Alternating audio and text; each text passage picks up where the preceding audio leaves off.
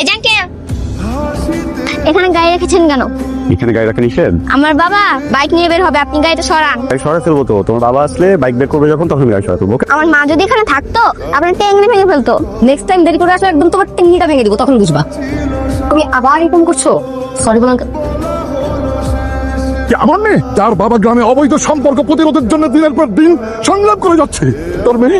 ও কাকা, এলাকার ছেলে মেয়ে প্রেম করে তখন তো আপনি বাধা দেন, আর আপনার পাশে লীলা খেলা চলতেছে। কাকাই তো দুনিয়ার মানুষের রূপ ধরে বেড়ায়। এদিকে যে কাকার বাড়িতে পুরো একটা আস্ত হাসপাতাল, কাকার দিকে মনোযোগী নেই ভাই। শুনেন আসলাম ভাই, জীবনে কিন্তু প্রেমেরও দরকার আছে। প্রেম ছাড়া পৃথিবী পুরাই অন্ধকার। শোন, কালকে সবাই বিকালে ডাকবি। আর শুনেন আসলাম ভাই, আপনার মেয়ে সহ আপনি কালকে থাকবেন। আর শাহেদ, তোর বাপের আমি ফোন দিতেছি, তোর বাপের সকালকে বিচারে থাকবি।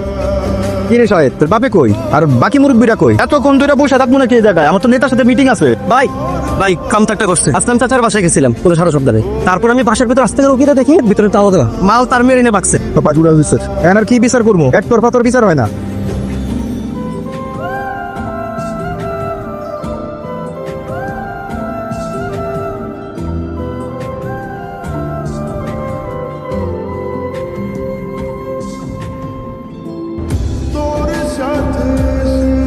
আমি ওকে কাপড় চেঞ্জ করে নিয়ে আসি।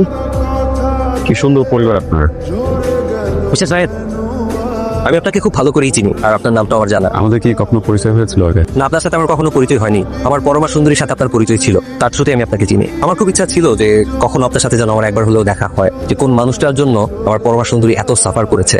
থ্যাংক ইউ সো মাচ আমার সংসারটা না ভাঙার জন্য। আপনাকে দেখার পর আমি ভয় পেয়ে গেছিলাম যে শ্রী এমন কোনো কিছু বলে ফেলেন কিনা যে আমার সংসারটা নতুন করে ঝামেলার তৈরি হয়। আপনারা দুজনেই ব্যাপারটা তো সুন্দর করে হ্যান্ডেল করে নিলেন যে মনে হয়নি যে আপনাদের মধ্যে কোনো সম্পর্ক ছিল।